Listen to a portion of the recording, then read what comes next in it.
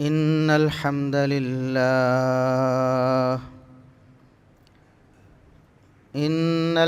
لله نحمده ونستعينه ونستغفره ونعوذ بالله من شرور أنفسنا ومن سيئات أعمالنا من يهده الله فلا مضل له ومن يضلل فلا هادي له أشهد أن لا إله إلا الله وحده لا شريك له وأشهد أن محمدًا عبده ورسوله اللهم صل على محمد وعلى آل محمد كما صليت على إبراهيم وعلى آل إبراهيم إنك حميد مجيد اللهم بارك على محمد وعلى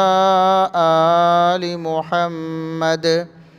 كما باركت على إبراهيم وعلى آل إبراهيم إنك حميد مجيد أما بعد فيا أيها الناس ألا إن خير الحديث كتاب الله وخير الهدي هدي محمد صلى الله عليه وسلم وشر الأمور محدثاتها وكل محدثة بدعة وكل بدعة ضلالة أعوذ بالله السميع العليم من الشيطان الرجيم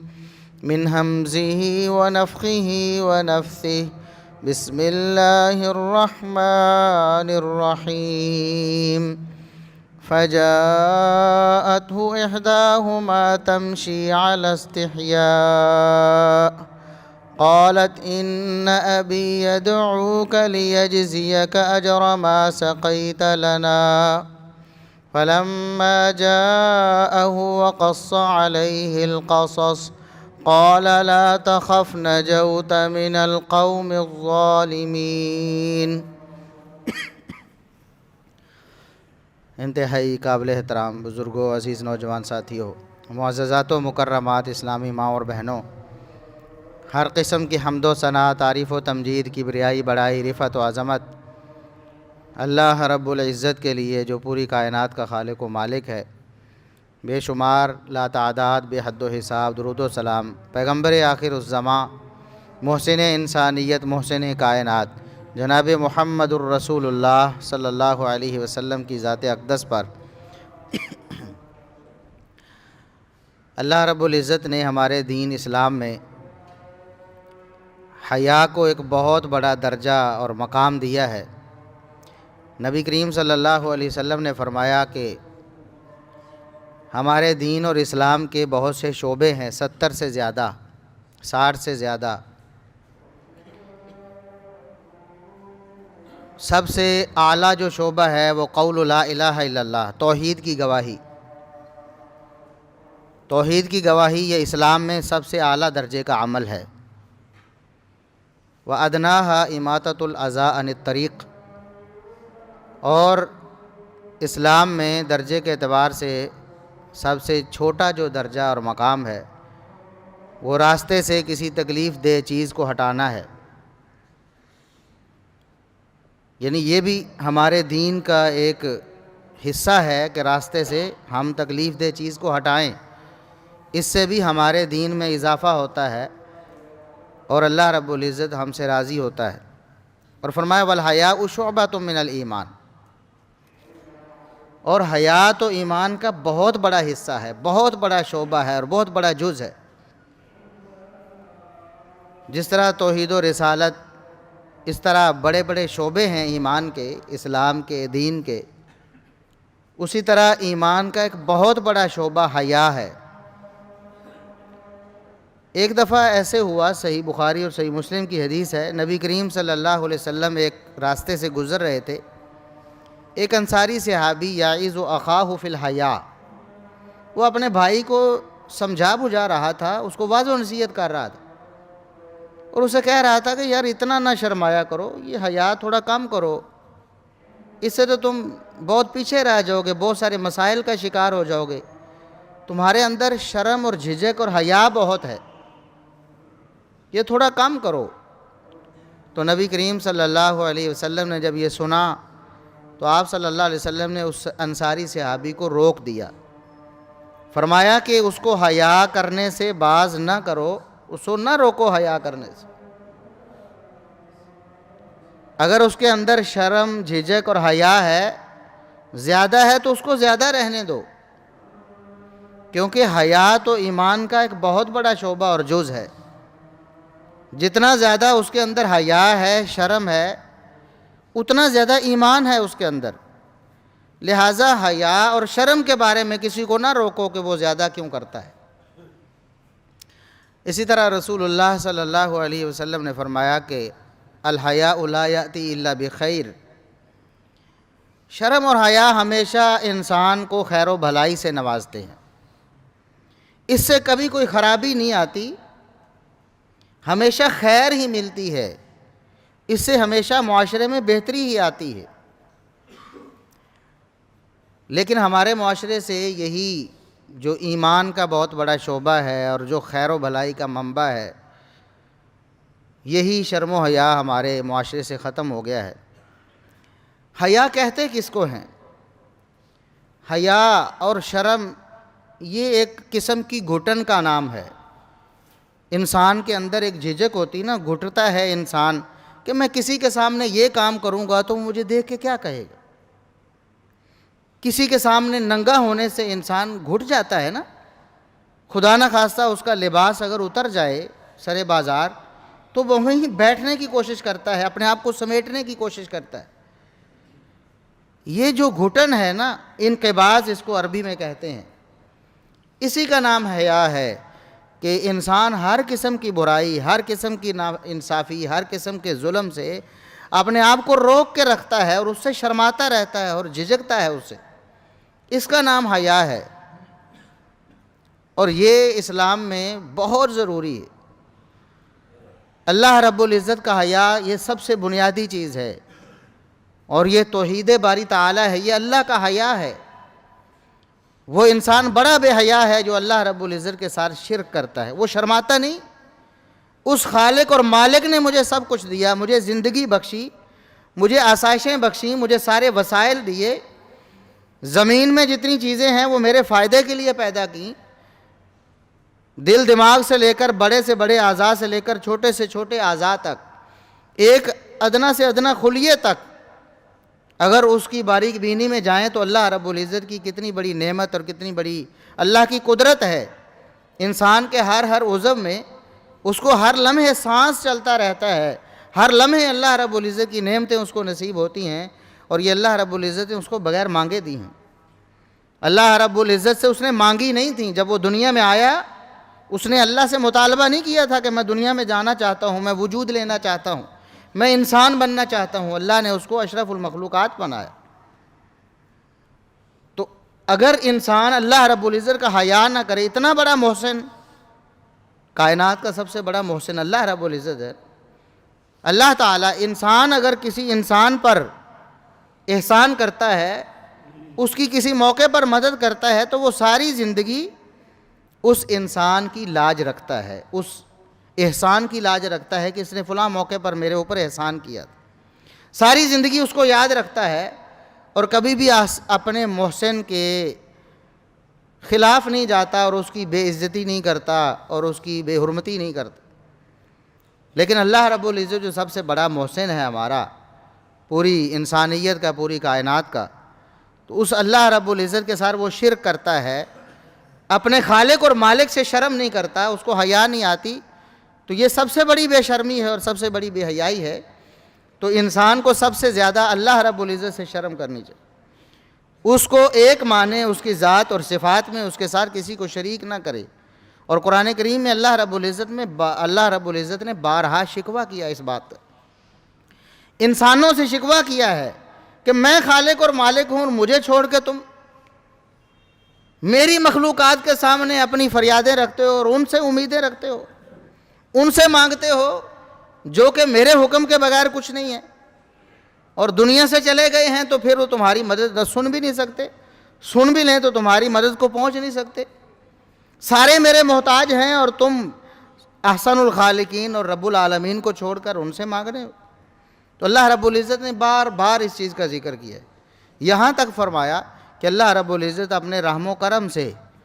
ایک انسان کو صاحب اولاد کرتا ہے، ایک عورت کو اللہ رب العزت اس کے پیٹ میں بچے کی پیدائش کے آثار پیدا کرتا ہے، پھر بچہ اس کی پرورش پانا شروع کرتا ہے اس کے پیٹ میں، اور جب گھر والوں کو پتہ چلتا ہے کہ اب اللہ رب العزت نے ہمیں صاحب اولاد کر دی ہے، ہم عنقریب ماں باپ بننے والے ہیں، تو وہ اللہ رب العزت کو چھوڑ کر پھر شرک کرنے لگتے ہیں، اس اللہ کی تخلیق میں بھی دوسروں کو شریک کرنے لگتے ہیں کہ یہ ہمارے فلاں بزرگ، ہمارے فلاں پیر، ہمارے فلاں کرنے والے کا یہ کرم ہے کہ اس نے ہمیں بچہ دیا ہے۔ تو یہ اللہ رب العزت کا حیا نہیں ہے توحید باری تعالیٰ کو چھوڑنا، اور اس کے بعد اللہ رب العزت کے جتنے احکامات ہیں، توحید کے بعد رسالت ہے، اس کے بعد کتاب و سنت کے احکامات ہیں، حلال و حرام ہیں، جائز و ناجائز ہیں، پاک اور نجس چیزیں ہیں، اللہ رب العزت نے ان کے بارے میں احکامات ارشاد فرمائے ہیں۔ اور ایک انسان اللہ رب العزت کا صبح و شام کھاتا ہے، اسی کی نعمتوں پہ صبح و شام اپنی بسر کرتا ہے، لیکن اللہ رب العزت کے احکامات کی خلاف ورزی کرتا ہے، 5 وقت نماز پڑھنے کے لیے وقت نہیں نکالتا، 24 گھنٹے اللہ نے دیے ہیں، اور 24 گھنٹوں میں ایک ایک لمحے میں اللہ رب العزت کی نعمتیں ہیں اور بے شمار نعمتیں ہیں جو اس کے جسم میں کام کر رہی ہیں اللہ رب العزت کے حکم سے، اور اس کا جسم، اس کا نظام چل رہا ہے، لیکن وہ ان 24 گھنٹوں میں سے جو اللہ نے دیے ہیں اللہ رب العزت کے لیے 1 گھنٹہ نکالنے کے لیے تیار نہیں۔ 5 نمازوں میں 1 گھنٹہ بھی شاید صرف نہ ہو انسان کا، تو وہ بھی صرف کرنے کے لیے تیار نہیں۔ اسی طرح سال میں 1 مہینے کے روزے ہیں، اللہ رب العزت نے صحت دی ہے، عافیت دی ہے، اللہ رب العزت نے اسباب دیے ہیں، سارا کچھ دیا ہے، لیکن وہ اللہ رب العزت کی اس کی رضا کے لیے روزے رکھنے کے لیے تیار نہیں، سال میں 1 مہینے کے لیے روزے نہیں رکھتا۔ اسی طرح اللہ رب العزت نے اس کو مال و دولت دیا ہے، حکم فرمایا ہے کہ 100 میں سے صرف 2.5%، 100 میں سے 2.5 روپے تم نے اللہ رب العزت کی راہ میں دینے ہیں۔ 2.5% ہوتی ہے نا زکوٰۃ، فرض زکوٰۃ 2.5% ہوتی ہے، 40واں حصہ ہے، لیکن اللہ رب العزت کی راہ میں مال دینے کے لیے تیار نہیں، حالانکہ دیا ہوا تو اسی کا ہے۔ وہ چاہے تو 1 لمحے میں کروڑ پتی سے ککھ پتی کر دے، اور 1 لمحے میں اللہ رب العزت کسی کو مالدار کر دے۔ اللہ رب العزت کے مال، دیے ہوئے مال میں سے وہ اللہ کی راہ میں 2.5% بھی دینے کے لیے تیار نہیں ہوتا، جبکہ ٹیکس کی مد میں 20%، 30% تک دیے چلے جاتے، اور وہ جبری طور پر اس سے لیا جا رہا ہے اور وہ دے رہا ہے، ہر خریداری پر اس کا ٹیکس کٹ رہا ہے، تقریباً 17% تو لازمی ہے، اور مختلف قسم کے ٹیکس شامل کریں تو وہ 20-30% سے بھی زیادہ چلے جاتے ہیں، تو وہ دے رہا ہے، لیکن اللہ رب العزت کے لیے وہ 2.5% دینے کے لیے تیار نہیں۔ تو اس کا مطلب ہے کہ اس کو اللہ رب العزت کی حیا نہیں ہے، اس کو شرم نہیں ہے کہ میرے خالق و مالک نے اتنا کرم کیا ہے تو میں اس کی راہ میں اپنا مال جو میرا فرض بنتا ہے وہ میں خرچ کروں۔ اسی طرح رسول اللہ صلی اللہ علیہ وسلم کا ادب، آپ کی حیا اور آپ کی شرم، آپ صلی اللہ علیہ وسلم دنیا میں تھے تو صحابہ کرام رضوان اللہ علیہم اجمعین کمال درجے کا ادب کرتے تھے، اور اللہ رب العزت نے احکامات بھی ارشاد فرمائے کہ نبی کا حیا یہ ہے کہ اس کے سامنے، اس کے پاس اونچی آواز میں گفتگو نہ کی جائے، دور سے اسے آواز نہ دی جائے، ادب کے سیغوں کے ساتھ بھی دور سے نبی کو نہ پکارا جائے، یا رسول اللہ، اللہ کے رسول میری بات سنیں، نہیں، جائز ہی نہیں ہے مسلمان کے لیے۔ اللہ نے سختی سے منع فرما دیا کہ حجرے کے باہر کھڑے ہو کر بھی آپ اللہ کے رسول صلی اللہ علیہ وسلم کو گھر سے پکار نہیں سکتے۔ پکارتے تو ادب کے سیغوں کے ساتھ سے نا، اللہ کے رسول ہمارے ماں باپ آپ پر قربان، ہماری بات تو سنیں، ہمیں مسئلہ درپیش آ گیا ہے اس کا حل بتائیں۔ فرمایا جس طرح ایک دوسرے کو آوازیں دیتے ہو، نبی کا ادب اور حیا یہ ہے کہ نبی کو اس طرح آواز نہیں دی، ورنہ تمہارے اعمال ضائع ہو جائیں گے۔ اور پھر آپ صلی اللہ علیہ وسلم کے احکامات، آپ صلی اللہ علیہ وسلم کے ارشادات اور آپ کی تعلیمات، یہ آپ صلی اللہ علیہ وسلم کا حیا ہے کہ ان پر عمل کیا جائے۔ اگر ان پر عمل نہیں کیا جائے گا، ایک مسلمان کیسے سوچ سکتا ہے قیامت کے دن حوض کوثر پہ جام پینے جائے گا اور وہاں نبی کریم صلی اللہ علیہ وسلم اسے پلا بھی دیں گے، حالانکہ دنیا میں اس نے ڈٹ کر نبی کریم صلی اللہ علیہ وسلم کی مخالفت کی، آپ کی نافرمانی کی ہے، آپ کے دین کا حلیہ بگاڑا ہے، تو کس طرح وہ اس کو شرم نہیں آتی کہ نبی کو کیا منہ دکھائے گا قیامت کے دن؟ کہیں یہ نہ ہو کہ سحقن سحقن لمن غیر بعدی، نبی پاک صلی اللہ علیہ وسلم یہ نہ فرما دیں کہ ایسے بدبختوں کو میری نظروں سے دور کر دیں، دفع کر دو ان کو، یہ ایسے بدنصیب تھے جنہوں نے میرے دین کا حلیہ بگاڑ دیا۔ تو یہ نبی کا ادب اور حیا ہے۔ اسی طرح والدین کا، بڑوں کا ادب اور حیا ہوتا ہے، ان کی فرما برداری ہے، اور ان کے سامنے انسان تواضع کے ساتھ اور انکساری کے ساتھ رہتا ہے، یہ ان کا حیا ہے۔ اسی طرح اللہ رب العزت کے جتنے احکامات ہیں اسلام میں، وہ شرم و حیا پہ مبنی ہیں۔ آج تو ہمارے ہاں شرم و حیا کا نام و نشان بھی نہیں ہے، اور اس میں افسوس کے ساتھ ہمیشہ جو گھر کا بھیدی ہوتا ہے وہ لنکا ڈھاتا ہے۔ یہ نا گھر میں سے اگر کوئی ایسا شخص نکل آئے جو آپ کی دشمنی پر اترا ہوا ہے تو وہ زیادہ نقصان کرتا ہے۔ ہمارے اسلام کے ساتھ اور ہمارے دین کے ساتھ بھی ایسے ہوا ہے کہ دین کے نام لیواؤں نے اسلام کے نام پر اگر کوئی ایسی خباثت کی ہے تو اس کا نتیجہ امت کو بڑا بھگتنا پڑا ہے، اس کا خمیازہ بڑا بھگتنا پڑا ہے۔ اب دین کے نام پہ بے حیائی، اب ہم تو یہ پہلے کہتے تھے نا لوگ کہ نوجوان ہمارے جو ہیں بے حیا ہو رہے ہیں، یہ ناچ گانا ڈانس وغیرہ، اب دیکھیں ہمارے گھروں میں پہنچ گیا ہے، وہ ٹک ٹاک کے نام پہ یا دیگر جو ہماری ایپس ہیں ان کے نام پہ، اب تو فیس بک نے بھی وہ فیچر متعارف کروا دیا، تو لوگ دھڑا دھڑ ہمارے نوجوان لڑکے بھی اور لڑکیاں بھی، یہ بے حیائی ہے، یہ بے شرمی ہے۔ اللہ رب العزت نے ہمیں کیا دین دیا تھا، محمد الرسول اللہ صلی اللہ علیہ وسلم نے ہمیں کیا تعلیمات دی؟ قرآن کا جو شرم و حیا کا جو نصاب ہے اس کو تو پڑھیں۔ اللہ رب العزت نے ایک لڑکی کا شرم و حیا سے چلنا اس کو قرآن بنا کر نازل کیا۔ شعیب علیہ السلام، ان کی بیٹی ہے، 2 بیٹیاں تھیں۔ موسیٰ علیہ السلام جب بھاگ کر ہجرت کر کے اپنا گھر بار چھوڑ کر جان بچا کر نکل گئے، ایک علاقے میں پہنچے مدین میں۔ واقعہ آپ کو معلوم ہے کہ وہاں ایک کنواں تھا جہاں لوگ اپنے جانوروں کو پانی پلاتے تھے۔ 2 بچیاں ہیں، شرم و حیا سے اپنے دامن کو ڈھانپ کر کھڑی ہیں سائیڈ پہ اپنی بکریوں کو لے کر۔ پوچھنے پہ پتہ چلا کہ ان کے والد صاحب جو ہے وہ ضعیف ہیں، کمزور ہیں، گھر میں ہیں، وہ تو باہر آ نہیں سکتے، اور یہ بیچاری کمزور و ناتواں ہیں، لڑکیاں ہیں، بچیاں ہیں، نازک ہیں، اور ادھر سائیڈ پہ کھڑی ہیں کہ جب سب اپنے جانوروں کو پانی پلا کے واپس چلے جائیں گے تو ہم بھی پلائیں گے بچہ کچھا۔ تو موسیٰ علیہ السلام نے جب ان کی کہانی سنی تو پانی نکال کے ان کے جانوروں کو پلایا، اپنے گھر میں چلی گئی، جا کر انہوں نے اپنے والد گرامی کو بتایا کہ اس طرح ایک نوجوان تھا، اس نے ہمارا مسئلہ سنا اور پانی پلایا، بڑا مضبوط اور بڑا باحیا اور بڑا باوقار انسان۔ تو والد نے کہا کہ میں نے اپنے بچیوں کی شادی کرنی ہے تو ایک بیٹی کی شادی جو ہے میں اس سے کرتا ہوں، اس کو بلا کے لائے۔ تو قرآن نے ذکر کیا ہے اس چال کا جس چال کو چل کر وہ لڑکی موسیٰ علیہ السلام کو بلانے گئی تھی اور واپس گئی۔ فجاءتہ احداہما تمشی علی استحیاء، اللہ رب العزت نے فرمایا کہ ان میں سے 2 بہنوں میں سے ایک بہن حیا کی چال چلتی ہوئی موسیٰ علیہ السلام کے پاس وہاں کنویں پہ آئی، حیا کی چال چلتی۔ یہ ہمارا دین ہے۔ ہماری مائیں بہنیں کیا سمجھتی ہیں؟ وہ سیدہ عائشہ رضی اللہ عنہا کی بیٹی نہیں ہیں، وہ سیدہ خدیجہ رضی اللہ عنہا کی بیٹیاں نہیں ہیں،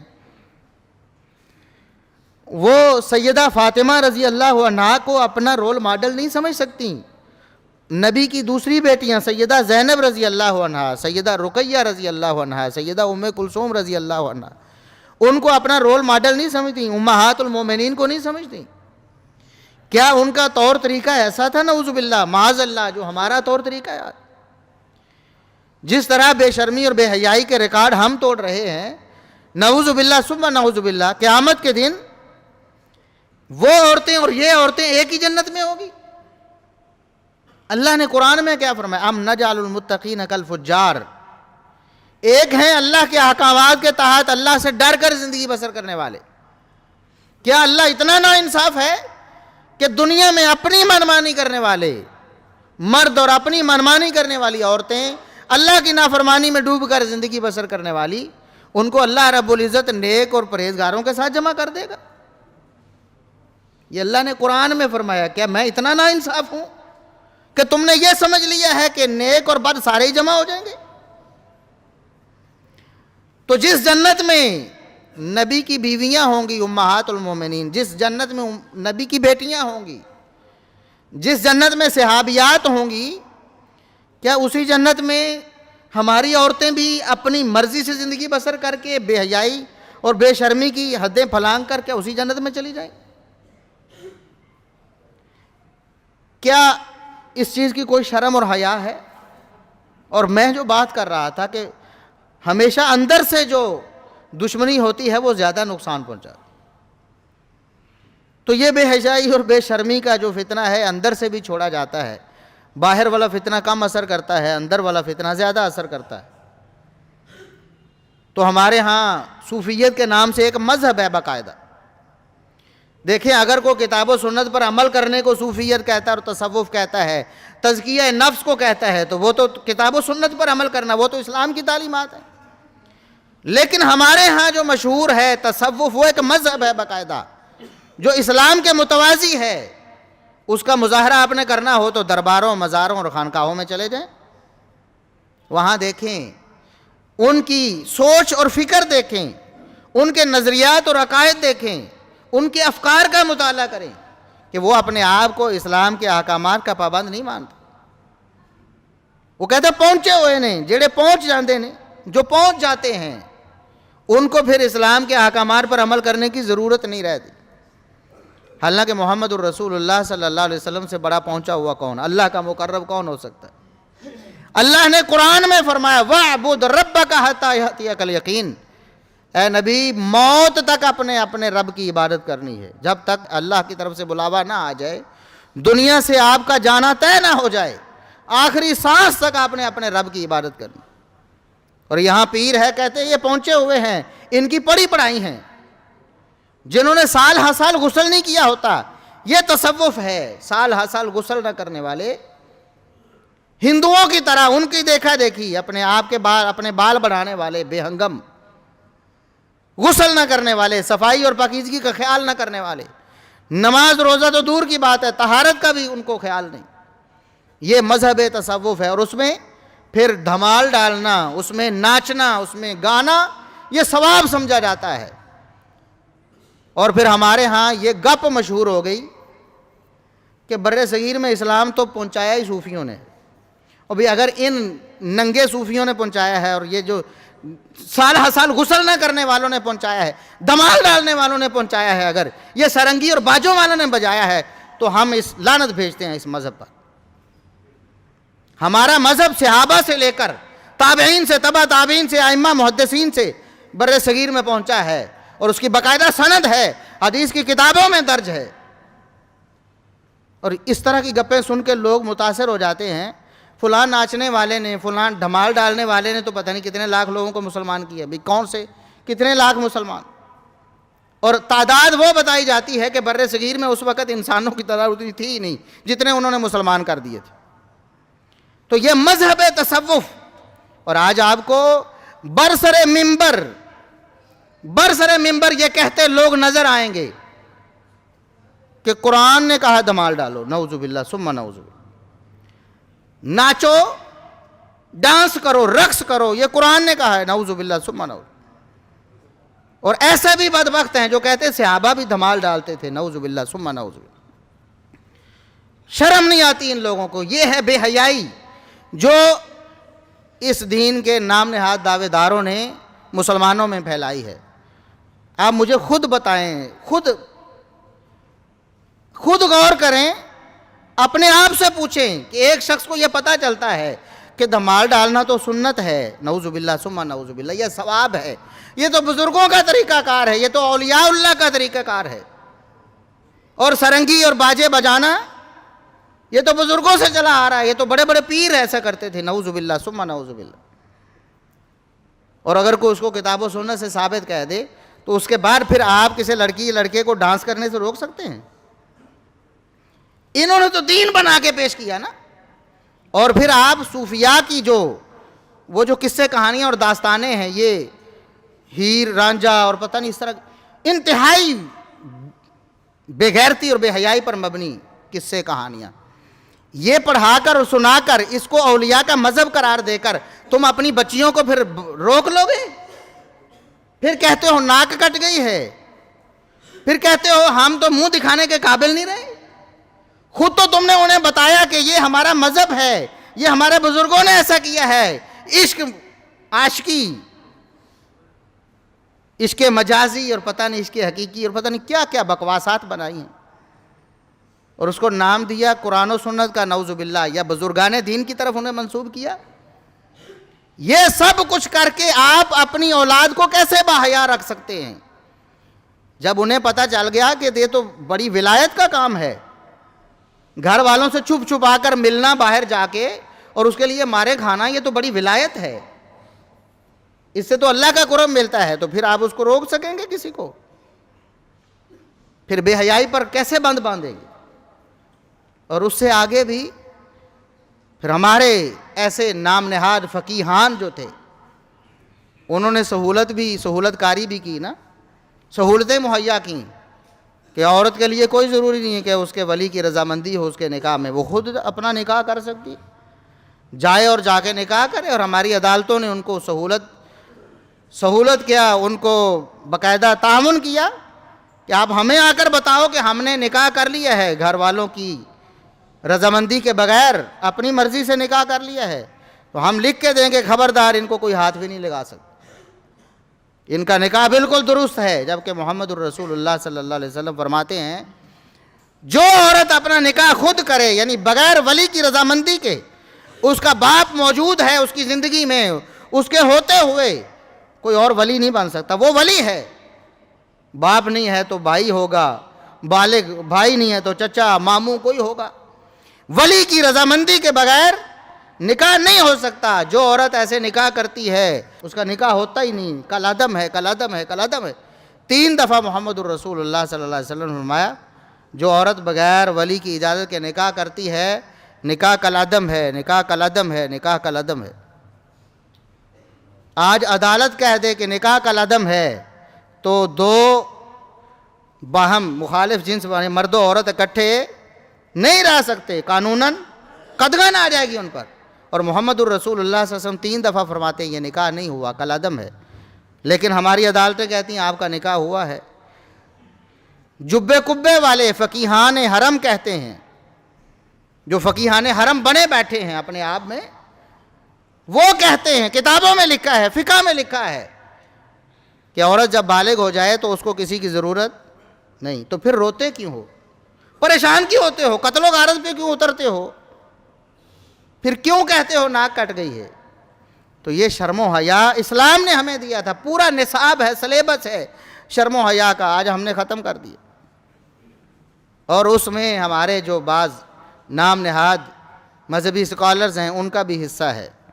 وہ بھی آپ کو ٹی وی پہ آ کے میڈیا پہ آپ کو یہ سبق دیتے ہیں، آپ کی اولادوں کو یہ سبق دیتے ہیں، اور آج تو اس سے بھی آگے چلا گیا کام۔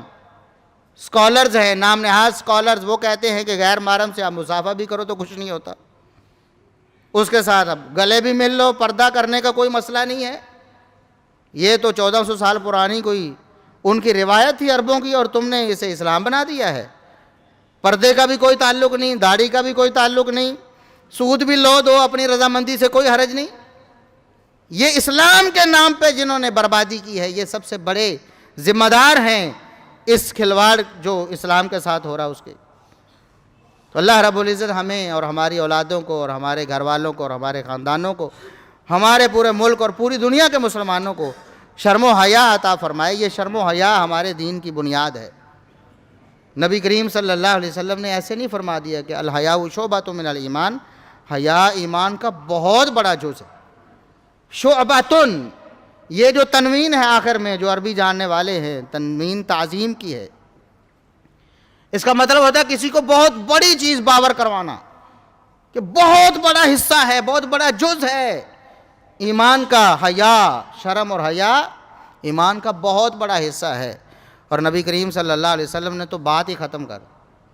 ایک بات ارشاد فرمائی، اور آپ صلی اللہ علیہ وسلم نے فرمایا مجھے جوامع الکلم عطا کیے گئے ہیں، یعنی جامع ترین کلمات، چند حرفوں میں، چند لفظوں میں بڑی بڑی حقیقت اللہ رب العزت مجھ سے بیان کرواتا ہے۔ اور یہ جو ٹکڑا ہے حدیث کا جو میں آپ کے سامنے پیش کرنے لگا، آپ سنتے رہتے ہیں۔ آپ نے فرمایا اذا لم تستحی فاصنع ما شئت، اذا لم تستحی فاصنع ما شئت، جب شرم و حیا نہ رہے اس کے بعد کوئی رکاوٹ انسان کو کوئی چیز روک نہیں سکتی۔ جب شرم و حیا ختم ہو جائے، شرم و حیا ختم ہو جائے، پھر نہ ماں باپ کی شرم، نہ بڑوں کی شرم، نہ گھر والوں کی، نہ خاندان والوں کی، نہ قبیلے کنبے والوں کی، نہ اللہ کی، نہ رسول کی، کسی کی شرم نہیں، تو پھر کون سی چیز روکے گی اس کو؟ کوئی چیز روک نہیں سکتی، دنیا کا کوئی قانون نہیں روک سکتا۔ جب شرم و حیا ختم ہو جائے انسان میں تو انسان بے باک ہو جاتا ہے۔ اور یہ جملہ محمد الرسول اللہ صلی اللہ علیہ وسلم نے فرمایا، اللہ نے پہلی کتابوں میں اور پہلے ادیان میں بھی اسی طرح یہ نازل فرمایا تھا کہ حیا ہی انسان کو ہر برائی سے اور ہر خرابی سے روکتی ہے۔ جب شرم و حیا ختم ہو جائے پھر انسان جو چاہے کرتا رہے، اس کے سامنے کوئی رکاوٹ نہیں۔ اللہ رب العزت سے دعا ہے کہ اللہ رب العزت ہمیں، ہم تمام مسلمانوں کو وہ شرم و حیا نصیب فرمائے جو محمد الرسول اللہ صلی اللہ علیہ وسلم نے ہمیں دی ہے، جو اللہ رب العزت نے قرآن میں بتائی ہے، جو محمد الرسول اللہ صلی اللہ علیہ وسلم نے اپنے صحابہ کو اور اپنی عورتوں کو، صحابیات کو سکھائی ہے، جو ازواج مطہرات کے پاس تھی، جو نبی صلی اللہ علیہ وسلم کی بیٹیوں کے پاس تھی۔ آج ہماری بہن بیٹیوں کو یہ نہیں دیکھنا چاہیے کہ دنیا کی عورتیں کیا کر رہی ہیں، انڈیا کی عورتیں کیا کر رہی ہیں، امریکہ کی عورتیں کیا، یو کے کی عورتیں کیا کر رہی ہیں۔ انہیں یہ دیکھنا چاہیے کہ ہمارے نبی کی بیویاں کیا کرتی تھیں، ہمارے نبی کی بیٹیاں کیا کرتی تھیں، نبی کی صحبت میں رہنے والی، آپ کے دور میں آپ سے شرف تلمذ طے کرنے والی صحابیات اور آپ کی جو شاگردات تھیں وہ کیا کرتی تھیں۔ انہیں یہ دیکھنا چاہیے نا، رول ماڈل تو بنانا ہے، کسی کو تو بنانا ہوتا ہے نا، تو ان کو کیوں نہیں بناتے؟ ہم مسلمان ہیں اور ہمارے مد نظر تو جنت ہے، ہم نے اس دنیا میں کامیابی حاصل کر کے جنت حاصل کرنی۔ یہ اگر ہمارا مطمع نظر ہو جائے گا تو انشاءاللہ پھر شرم و حیا دوبارہ ہمارے معاشرے میں لوٹ سکتی ہے۔ اللہ رب العزت ہمیں توفیق عطا فرمائے۔ وآخر دعوانا ان الحمد للہ رب العالمین۔